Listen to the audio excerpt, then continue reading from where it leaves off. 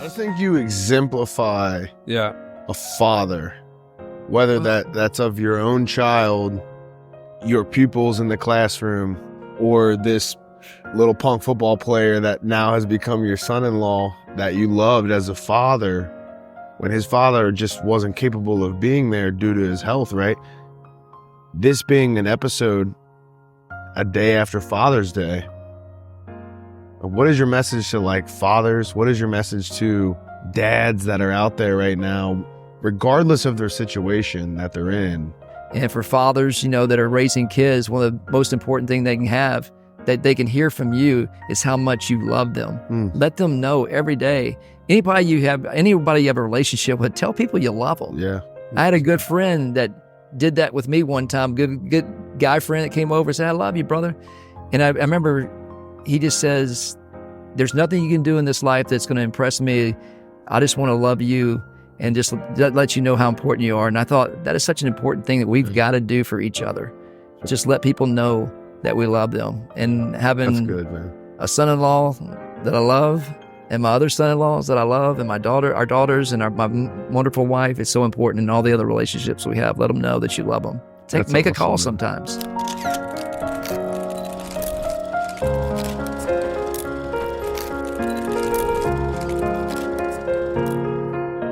Welcome back to another episode of the Get Back Podcast. This episode is sponsored by Just Meats. Use code GetBack to get $25 off. And I'm joined by my co-host, Greg Kelly.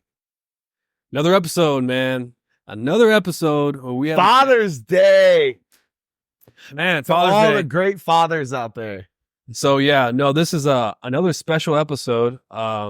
Just giving a testament to fathers out there. We are joined today by a guy I consider my dad. I've unfortunately, Zeke and I, we've lost our fathers, and they are now in heaven, and we're very blessed that they're able to look upon us as we continue to live life. But I have been blessed and fortunate to marry the love of my life, who just so happens to have a rock star, awesome dad.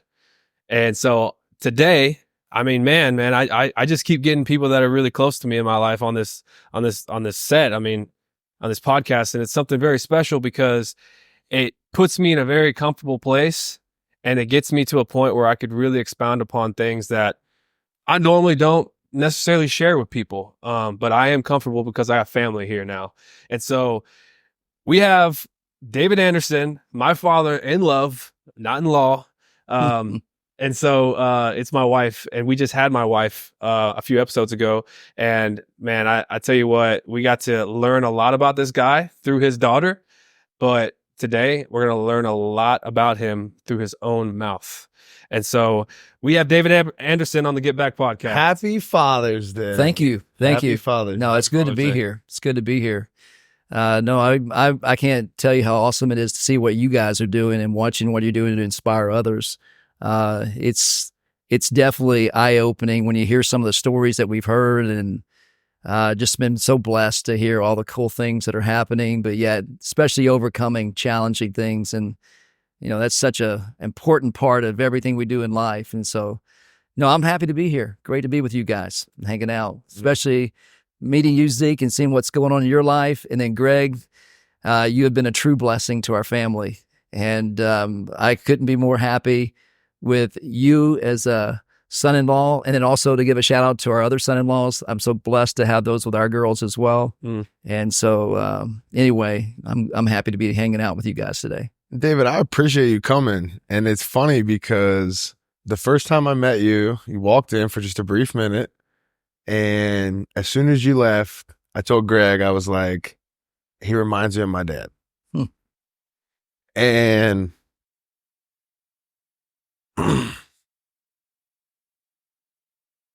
there was just something about my dad that was just like, why are you so perfect? Why do you have it figured out? Why does it all make sense to you? Right? Why, and that was my rock star. And when I met you for the first time, I was just like, there's very, very, very maybe one other time have I met somebody else that I'm like, man, they just remind me of my dad.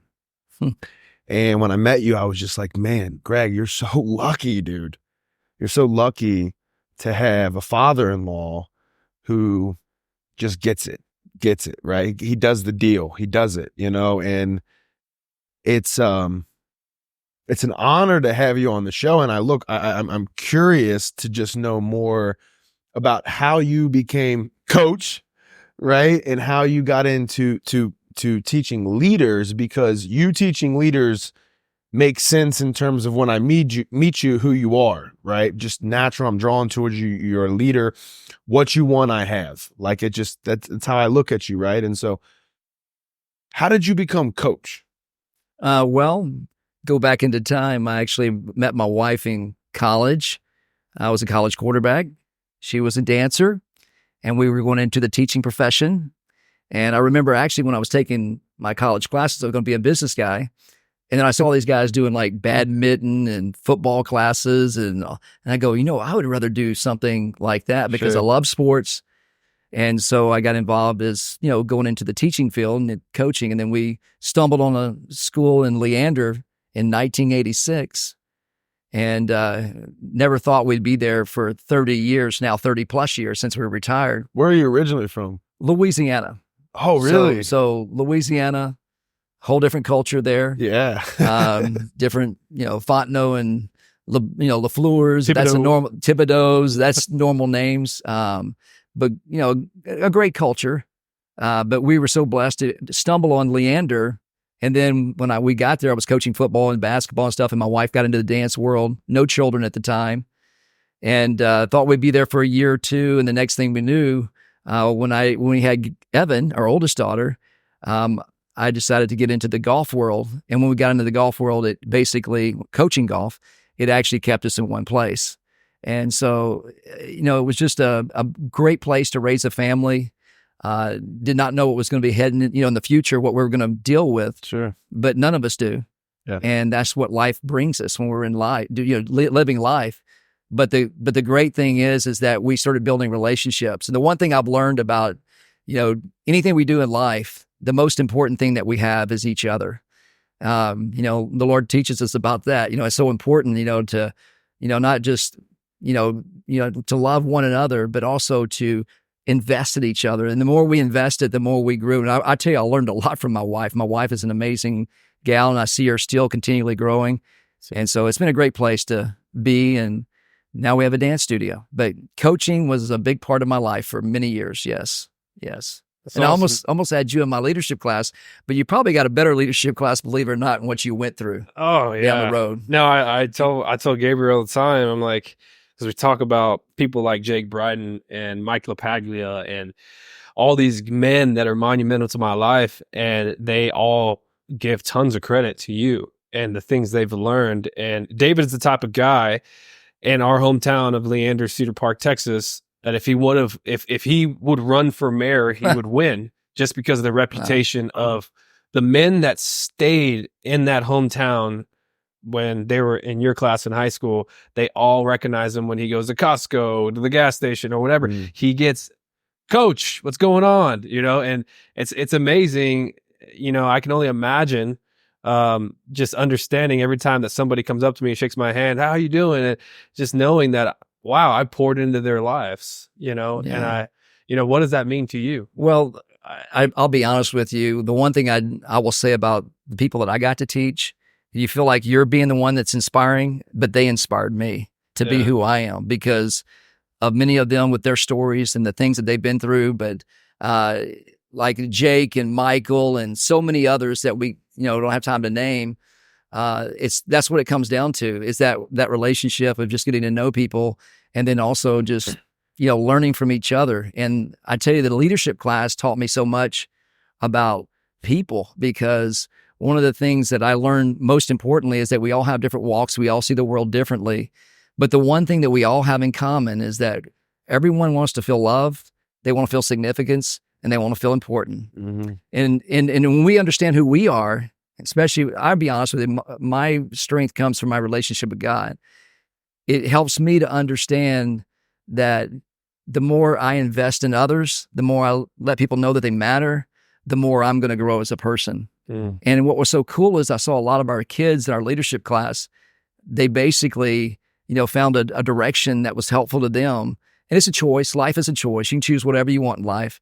But the one thing that really helped is just, being around them and being inspired by their stories and by the things that we dealt and things that we got to do in our class. It was a lot of fun, just trying new things. And so it was good. That's why it was a bummer for me not to get in your class. And I was supposed to, I remember I was signed up second semester of my senior year. And I was pumped. I was excited. I was excited too, because I was dating your daughter.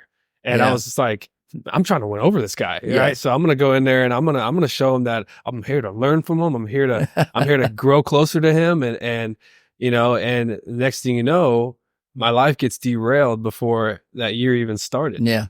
And my relationship with your daughter, we started going out, I guess you could say, dating, calling each other boyfriend and girlfriend, really like in freshman year in high school. Started spending a lot more time with each other. We had the same friends. And of course, I've went over to the house a few times to hang out, watch a movie. And I appreciate that. Yeah. That was important to see as a coach, checking out those guys, vetting them as they come through the door. Yeah. And, it was that whole like, oh man, I'm kind of intimidated. He's a dad. And now I'm about to be a dad. And then I'm like, excited. Okay, I'm going to be in that role that David was for me. What's up, guys? We just wanted to take a quick moment to thank our main sponsor for today's episode, Just Meats. We've been testing out the Just Meats products for the last few weeks, and we absolutely love them. A few of my personal favorites are the Hawaiian, teriyaki beef and chicken, and the braised beef as well. Just Meats is a meal prep service fueled purely by grass-fed, grass-finished meats.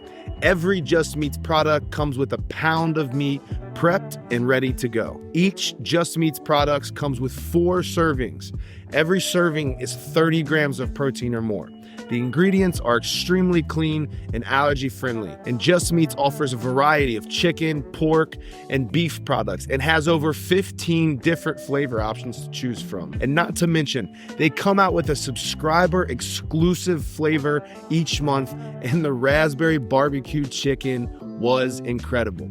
You can create a one-time order to try out the Just Meats products, or you can sign up now for a subscription to have great quality protein delivered to your doorstep each month. So guys, use code GETBACK to get $25 off your order. And first-time subscribers get 20% off their order and an additional $25 when they use code GETBACK at checkout. Subscribers continue to get 10% off their order each month. And guys, subscribers have exclusive access to specialty meat flavors that change monthly. You don't want to miss this. So check out Just Meats products at justmeats.com and make sure you use code GETBACK. Now back to the episode. And when I tell you that, I've watched you and how you, the little time that, before my life got derailed, I've watched you how, you treated your daughters, even though they were in high school, and some of them have already left the nest to go to LA.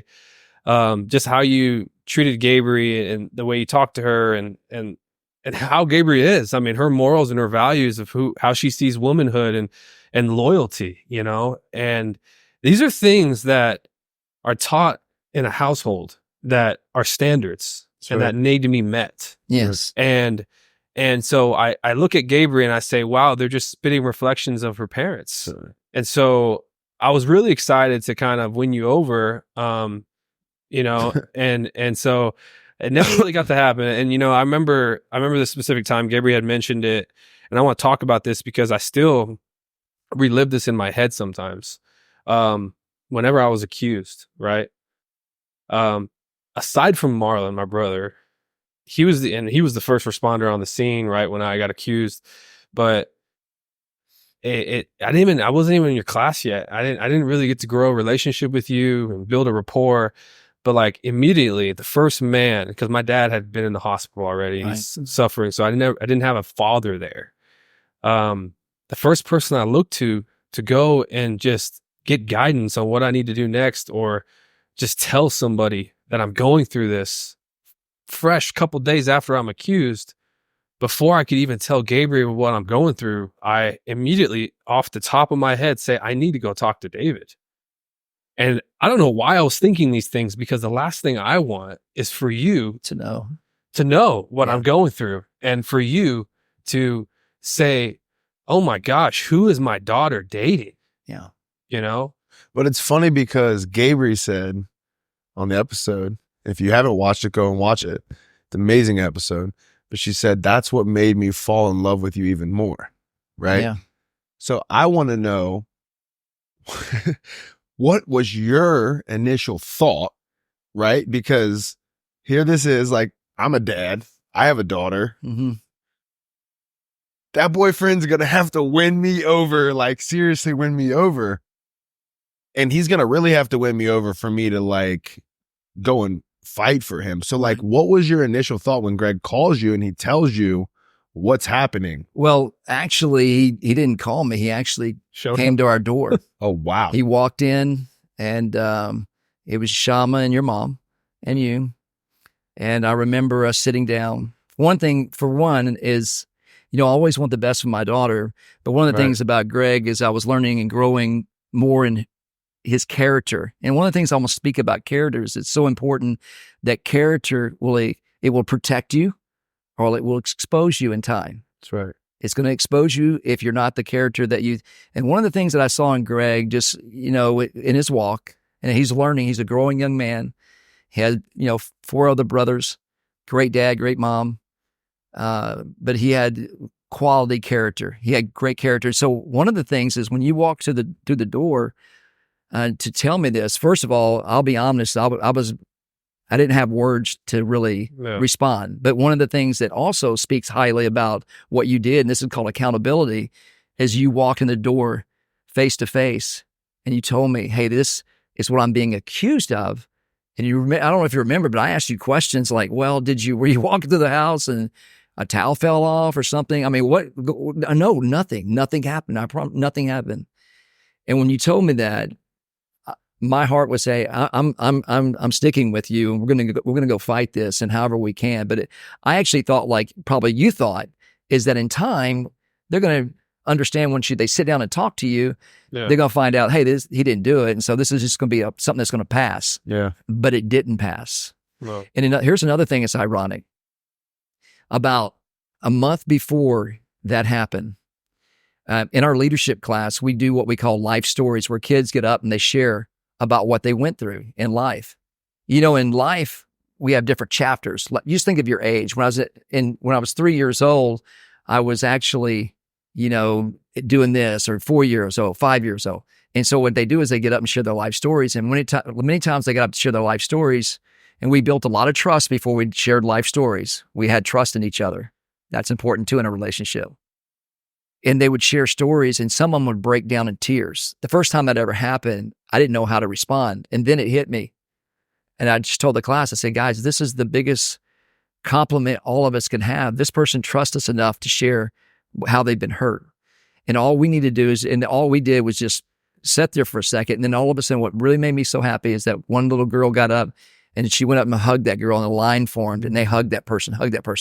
And we would just try to encourage each other through difficult times. Well, about a month before that, I was sharing with all these tough stories that kids are sharing about what's going on in their life at our, that's going down and stuff. And Gabriel's sitting there and my wife's sitting there, and she goes, Dad, we've been so fortunate. We've never had anything quite like that happen to us. Cool. And then the next thing you know, you're walking through our door telling us that I've been accused of sexually assaulting a young boy. And here we are now, it's our turn to face challenges. And so one of the things that really impressed me about who you were as a character. You didn't have any obligation. No, we didn't have an obligation. Like, you know what I mean? Like, no, this is just a high school boyfriend. It doesn't matter, though. He was dating my daughter, and she loved him. Yeah. She cared for him. Oh, man. So whoever she cares for, I'm going to care for. That's good, man. Because it's important, because that's really good. I want my daughter to be happy. Right. And her happiness was in having a relationship with Greg and trusting who he was. Like I said, he walked through the door into our home. He sat down and he said, I'm going to tell you what I was accused of. there was accountability. He has character. He's coming in and sharing it. Most people would run from the situation. Right. If he did do it, what do They you were think he would've guilty. been doing? He definitely He wouldn't have been running over to tell me about it. right. No, he right. would have said, "I'm keeping the floor away as I can." That's the last person I'm telling. Yeah. So was I excited to deal with the situation? None of us are, but that's what life is. In life, we're going to have challenges. Many of the stories that you guys have had on this podcast, and so many I've heard just, through even my class, is that the difficulties that people face. But the one great thing we have is the opportunity to get back up. That's right. Some people won't look up until they're flat on their back. Some people never look up. That's right. Fortunately, those that do look up and have a choice and says, I got all the distractions out of my life. I have all these challenges that are coming my way. But you know what? Now I got to face, it's either do or die, basically. And so I've got to make a decision. And when we look up, I'm telling you, there's hope there. But you really fought. Like, because, if for those of you guys that watched the Jake Bryden episode, you really fought. Like, you were on the phone and he's even like, Miss Anderson's on the phone, blow me up. Like, you guys really fought. You really fought like, Jake, we got to do something. You right? held Jake accountable, and accountability is huge. And I know you talk about it all the time. We talk about it when we eat dinner. We get to talk about things that are important to us. The accountability mirror for me is really important because it keeps me honest to live a fully intentioned life on how God wants me to live, not how I want to live. But ultimately, Jake was being called, and it's really easy to start something. But Jake would have never done it though if it wasn't like you were the confirmation. He was the confirmation. Yeah. Oh, that's right. Yeah. You know what I mean? Like it was like, okay, so, well, David Anderson reached out. He called. guy. He messaged me, and then that's when we hit because we didn't know what to do at that time. It was a day after he was sentenced that I get the message basically that, hey, call me, coach. And then we sit down and start talking. And then next thing you know, he's fighting hard and supporting. That's why it's so important to build strong relationships. We don't know what's coming our way, but we have each other. We have God. For us, that was the biggest thing. And then when you're speaking of living intentionally, I love the word life. And I just thought this kind of hit me this morning, life, the LIFE type deal. Living intentionally for eternity. Think about it. I mean, we're here for a short time. Yeah. And if we live for eternity and really what God has planned for us, there's no telling what could happen. And I'm going to tell you another person that's very important that you don't want to miss out is my wife and mom. Yeah.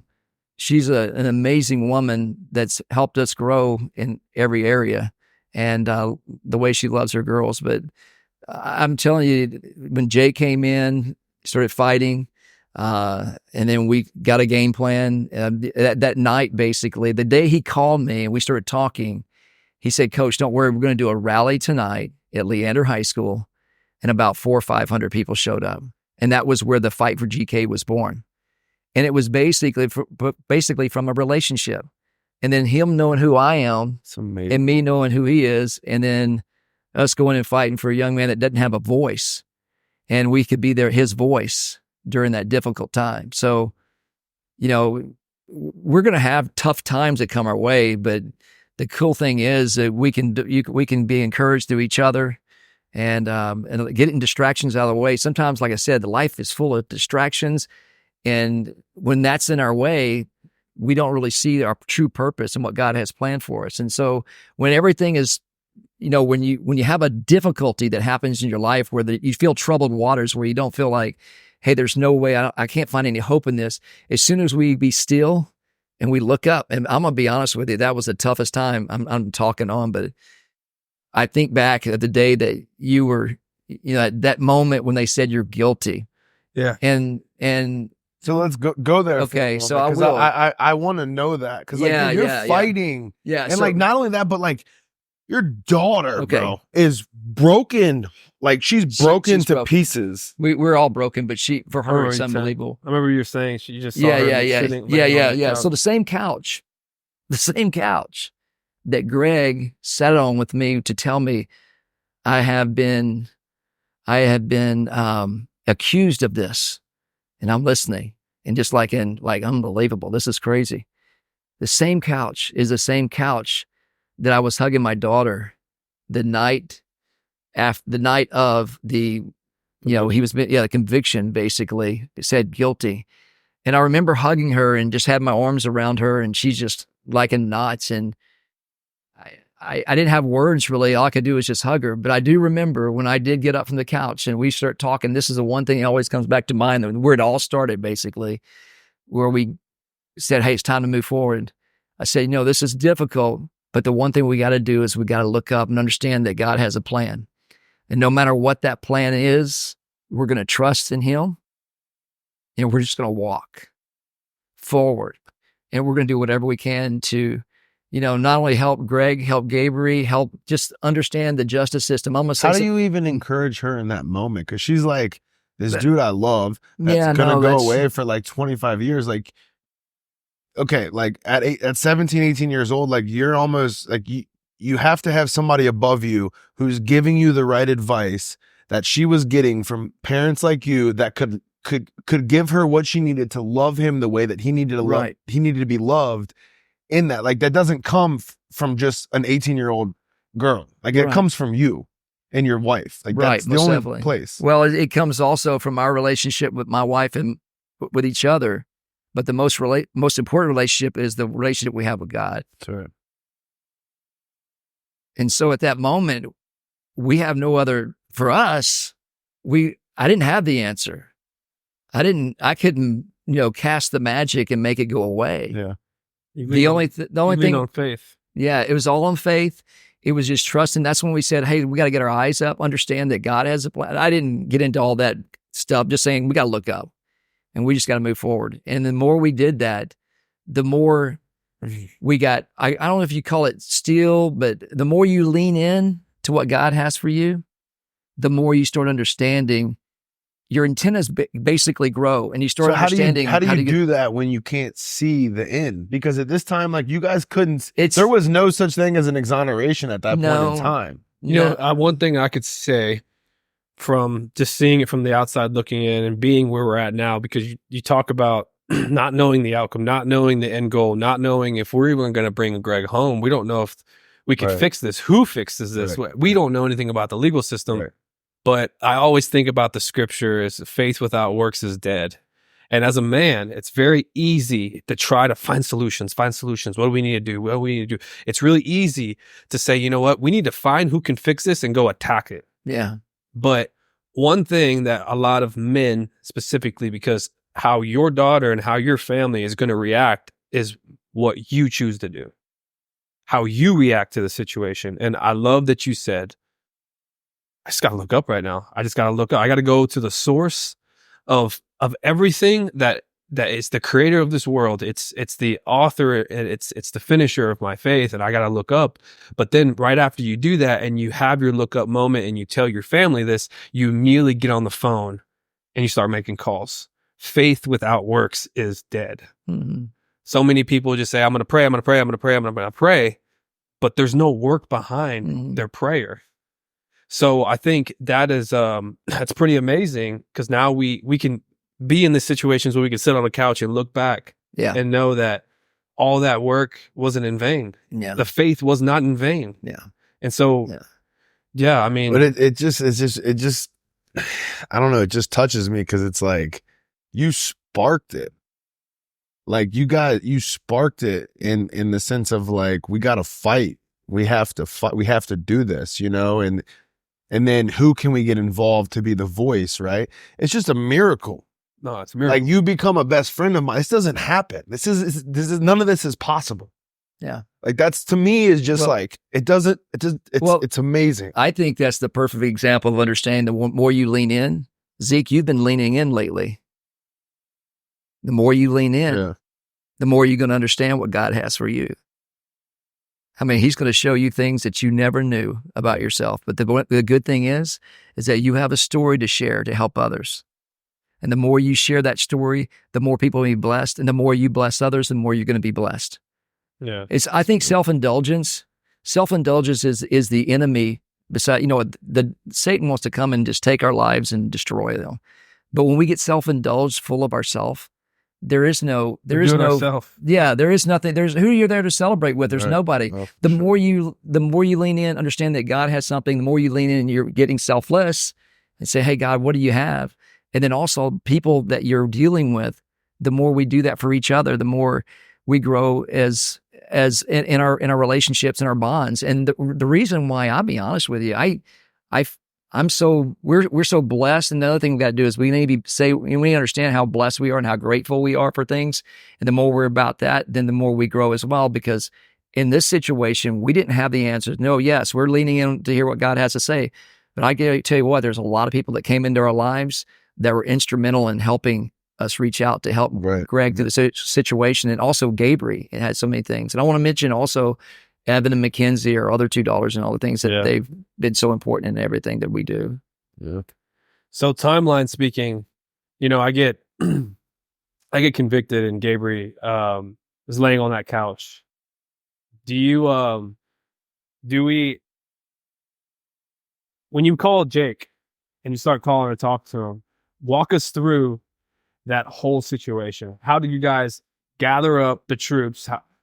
I know that Jake mentioned that you guys went to go see Keith together. Yes. See, I was in prison, and some of these stories I'm still trying to piece together. Okay. And connect the dots, but I would love to know more about that. So basically, the evening that we found out that you were convicted and all this stuff. Well, actually, it was the day after you got your sentencing, is when I actually got the call from Jake. Messaged me, and I hadn't had Jake in my class for 10, 12 years. And then he messaged me on Facebook Messenger. The old people do the Facebook stuff. And so he messaged me and said, "Hey, Coach Jake Bryden, give me a call. This is my number." So we gave him a call. We visited.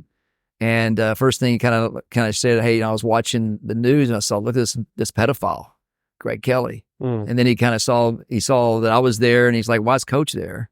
Yeah. And then he's dating Coach's daughter, and he's still supporting him. And then he started digging. He told me he dug into the case basically to share more about, find out more about your story. And then once he found out more, he said, "Look, we got to go fight. We got to go fight this." And that's where the information was out, where he said, "Hey, don't worry, I've already called the news media. We're gonna have a rally at Leander High School tonight." And then that was that first moment where there was some momentum and making something happen to try to work for getting you out of prison. And that was where the Fight for GK was born that night. And the next thing you know, we have bracelets, we have shirts, we have everything else. We have kids involved and stuff. And, it's a true testament of your character and who you are as a person, because so many people knew who you were. And of course, they always say, "Hey, good people do bad things." Yes, they can do bad things. But in this situation, we knew a little bit more details that knew that was not you. And I remember all the times you've came and visit me in prison.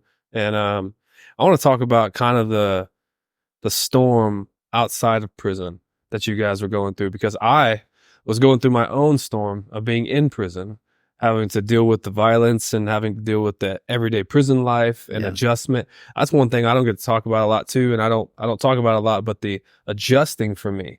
I was a life I never was supposed to live. I don't know. I've never walked the life of many of those guys. They prepared to go into that place and live there. I had no idea. I was supposed to be in college, getting my first roommate in a dorm, and I'm bunking up with a serial killer. Right. So I'm having to adjust and numb myself to this newfound world I'm in. But then again, all my focus was to make sure my family and my loved ones had peace. Yeah. I didn't care if I had peace, but I wanted to make sure that they knew that I was doing okay. And there was times where I wasn't doing okay. There was times where I had to defend myself. There was times that I don't talk about because it's more pain than anything else. But I wanted to make sure that my family was in peace, but I knew that you guys were going through your own storm. Yeah. How was that storm? How was that waiting game? Because it was a waiting game. Yeah, it was definitely teaches a lot about patience, and then also faith and trust and all this stuff. But yeah, being in a school district and being a coach, I had a little challenge with our own school district. We're going and fighting for you and stuff like that. And then people that don't know, see, just to be honest, I'll be honest, I was kind of naive about things, about the justice system. And I will say this, anytime I saw news, you think it is truth. Yeah. Well, the one thing is that news is not all truth that you see on TV and stuff, especially in your situation, it proved that. But anyway, there was, dealing with the school district, dealing with other people saying things and comments and stuff.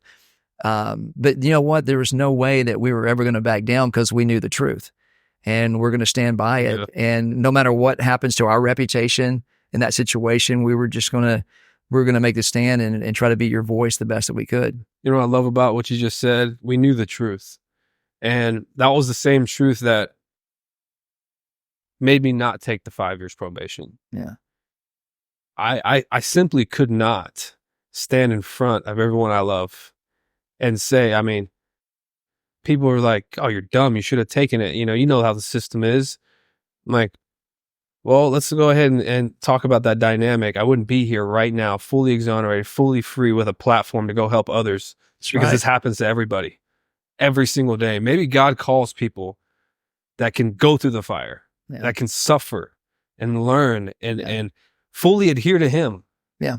To be able to be his boots on the ground. Yes. And so this just starts becoming more clear to me of maybe why I went through what I went through, because I still struggle. I still struggle with some of the trauma I still deal with, like, and some of the, one thing that prison's done for me was just like small little things that trigger anxiety and doubt and, it's weird, like being in a comfortable place. I can't ever be comfortable. I have to keep moving, I have to, and it's just, it's weird because I played this hurry up and wait game for so many years.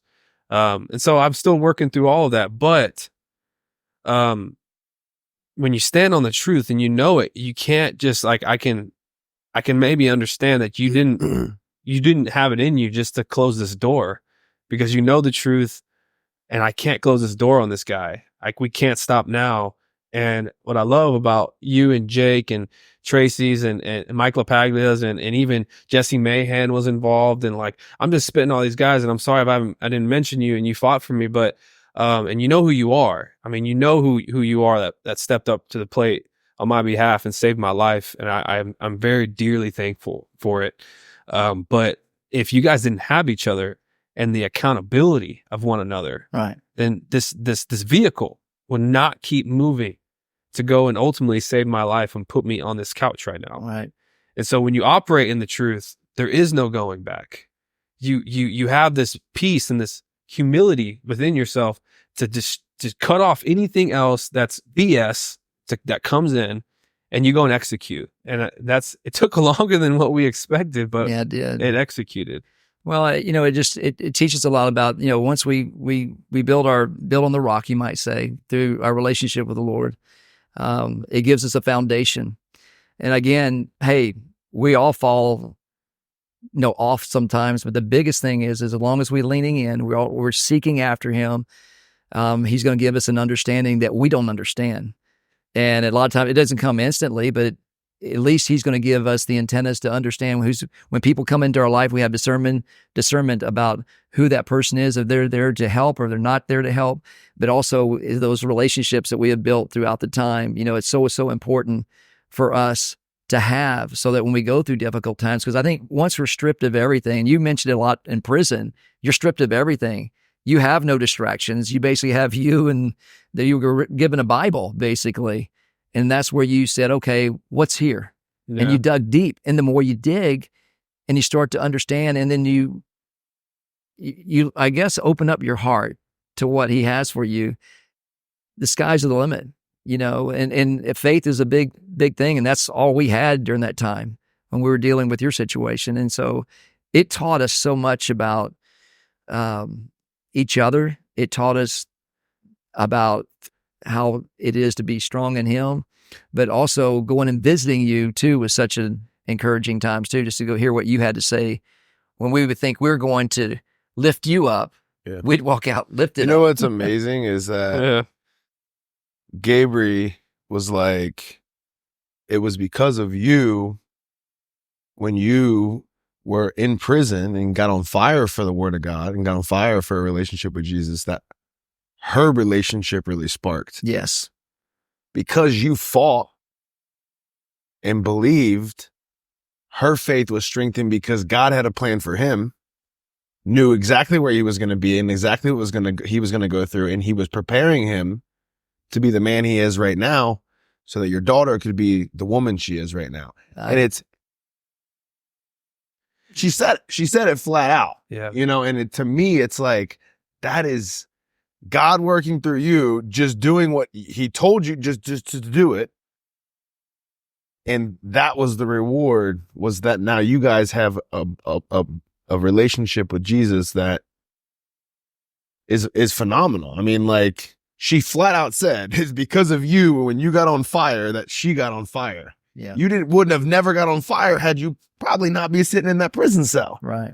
And when I was in prison, I think David always tries to, hey, you want to listen to a recording of you in prison? I recorded all our phone calls. Yeah. And I'm like, you did have a little flang to your talk. Yeah, he did. He did. You got around in prison. Yeah. He had that Yeah, prison tone. Yeah. I mean, come on, dude, you're hanging out with. I was watching that listened to video rap the other music. night. I was like, whoa, Dude, Greg Kelly's got a little twang. You start becoming your environment. That's right. Literally. Yeah. Like, when I was up in Michigan playing football after I was exonerated, and I got football back, and I got to go play 1 year up in Michigan, and I was around all those college boys. You don't think I started listening to rap? Of course I started listening to rap a little bit more. But it goes to show you that you start becoming your environment, right? And so even though I was in prison, I automatically knew that if I wasn't careful, I would leave worse than when I came in. And I'm so thankful that men, spiritual fathers, I mean, I got fathers everywhere, man. I mean, spiritual fathers took me under their wing and said, hey, you don't need to roll over here. You need to come over here. And they didn't know, man. They didn't know I was innocent, guilty. They didn't know. They didn't care. And as much as I would say, like, hey, man, I'm not even supposed to be here. Like, I just want to go home. Like, man, I honestly had this, like, when I was in prison, I had this, like, I walked around like, no, like, you don't know me. Like, I'm not supposed to be here. Like, I'm not one of you guys, until I stopped thinking about my situation and I started saying, hey, man, you're just as human as me. And I love you and you love me. And the moment I started operating in this, I knew that God was going to take care of my case. I knew that, man, it was weird. I had this peace started coming over me in the middle of this storm that I could think about it all day long if I wanted to. It could keep me up at night, wonder if I was ever going to go home. But man, when you're operating in this peace that surpasses all understanding, that's what the word calls it, you really can't try to understand it. You won't. And so when I re-listen to these recordings that David did of me, I'm like, wow, I was really on fire. Oh, yeah. And I was like, how can I get back to that guy? Yeah. And you know who I need to get back to? God. And because when I got out, that's all you have in there, bro. That's all you got. That's all you need. You know what you got, man? You got your basic necessities. It's such a good reminder, man. And you got your soul, man. And how you decide. I was so at peace. Yeah. So at peace. Who you decide to give your soul to, man. Who you decide to give your soul to. That's right. Will ultimately determine how you're going to leave that place. And I left, man, so on fire. And I think back now when I try to grow a business and focus on the money, and I started focusing on building a brand and buying a house and buying a nicer car. And I'm like, man, where'd my peace go? Like, where'd it go? Like, where was that guy in that phone? That's those distractions that go into our life, man. That's a great example too of these men that came into his life that were in prison. You got to remember, a lot of those guys were murderers. Yeah. And made bad, terrible choices. And we all make bad choices. But the great thing about what God can do, he forgives. Yeah. And he can change your heart and turn you completely around to where that's you're what the totally whole Bible is. If you look at the greatest people in the Bible, they were all broken. Yeah, we're all broken. Murderers. He uses adulterers. Yeah, I mean, broken. And I will say this, like I said, when we used to go and visit him, we would think of ways that we could lift him up. Right. And I'll promise you, there were so many times we walked in and we would be lifted up. There was one time, I remember one of these big guys walking in and he had his head shaved and he had tattoos all over him and everything. And I just looked at him. I remember thinking in my mind, he's going to visit his family. I wouldn't want to mess with that guy in a dark alley. But then all of a sudden he walks over to you, puts his hand on your shoulder with a smile on his face. Hey, GK. And you called him by name. And And he goes, the guy goes, looks at Greg and goes, see this dude right here? This guy's changed my life. And I'm thinking, what? And so you never judge. Another thing I've learned is you never judge a book by its cover. Yeah. It doesn't matter what a person's been through or what they look like or whatever. The one thing is all of us need love. We all need significance. We all need it to feel important. And that is where we can get that in our relationship with the Lord. That's right. You know, and that was such a cool thing. And we'd go and visit with him, like I was saying, trying to lift him up. And he would never say things like, hey, you know, what's going on in the free world right now? What's the lawyer doing? What's this doing? And he would be talking about, you wouldn't believe what God did this week in prison. I'm like, whoa. and he talked with such, I guess, peace and security. I guess you could use the word joy, even though he was in not a very good place. But he was at peace. And I remember even saying to us, you said this a few times to us, that, hey, we just need to be patient. The truth will set me free. And it did down the road. Wow. So yeah, that was a difficult time, but also it was probably one of the most amazing times of growing. And that's what's so important to understand about any difficulties that we go through. Yeah. We grow through those things. And then we also now have developed a story to help others because we're all broken. We've all been through difficulties. It's those that get back up are the ones that can make a difference in this life that we're living. It's those that stay down and get self-indulged into their misery and not take their eyes off their problems and look at what God has for them. There's something there for them. You know what Ray told me while we were in the chow hall one day, and Ray, one of my mentors, spiritual fathers, a guy who's serving life in prison right now. He told me one time, because he saw me kind of in the slums a lot. I would kind of get in this depressed state when I would think about my family and football season would come around, and I'd see football games on the TV, and I couldn't bear to watch sometimes. And we would have lunch, and you could just tell I was depressed. I wouldn't be able to eat my food sometimes. And Ray told me, he said, hey man, just put a little zeal on it. Put a little zeal. And I was like, what does zeal mean? He says, you know that food you're eating right now? It tastes a little bit different if you put a little seasoning on it, huh? That's how you make something black and white turn colorful. Put a little zeal on it. Put a little seasoning in it. And I was like, what does that even mean? And then he's like, just count your blessings. Just be grateful for what you have. That's a huge step. And say, thank you, Lord, for just giving me what I have right now. Yeah. And watch how he just abundantly multiplies what you have. But he doesn't necessarily materially multiplies it. He just multiplies your appreciation. Most definitely.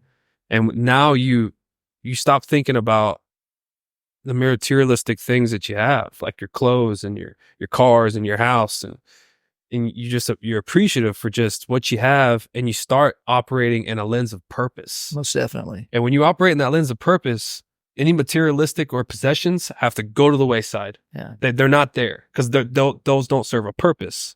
So I started operating in a sense of purpose. My purpose was, how can I seek God more in my situation? There you go.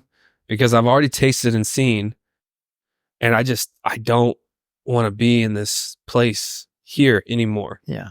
And now that we have the Vindication Foundation, we've got the podcast, I've stopped worrying about if I'm making enough money, you know, if I'm ahead enough in my age, if I'm doing what I thought I should be doing, hitting the ground running, you know, all that for some reason went away. And it's because I told myself, I need God. I need you to bring me back to that man I once was. For my wife, for my daughter that's coming, I need to be that man again. And so, yeah, I mean, all this has just been such a blessing to be able to be a part of. And, but yeah, man, I just think you exemplify a father, whether that's of your own child, your pupils in the classroom, or this little punk football player that now has become your son-in-law that you loved as a father when his father just wasn't capable of being there due to his health, right? This being an episode a day after Father's Day, what is your message to like fathers? What is your message to dads that are out there right now regardless of their situation that they're in. Well, I want to say, first of all, I'm very happy to see what you're doing. I'm witnessing it right now with what you're posting and just growing. So it's so exciting to see all the things that you're doing because you're definitely tuning in more and more. It's awesome to see. I will be honest with you. I have a wonderful wife. I had a wonderful mom and dad that helped lead and role model, and it's nothing I'm doing or anything else. I've been inspired and just trusting in what God has, and God has so many amazing things that all He wants to do is just have our hearts. And the more I find that I give my heart to Him, and I'm far from being, we make terrible mistakes all the time. But the one thing is if we're willing to give our heart, because we had to give our heart to Him more during this difficult time. And we had peace throughout it, even though it was difficult. There was times where we had sleepless nights and tough things to think about. But the thing is that you have peace when you lean in on Him, because He has the answers. We don't have the answers. Yeah. And so during this time, that's what we did as a family, as a whole. Yeah. And we had to lean in on others. Yeah. We have some wonderful people that came into our lives.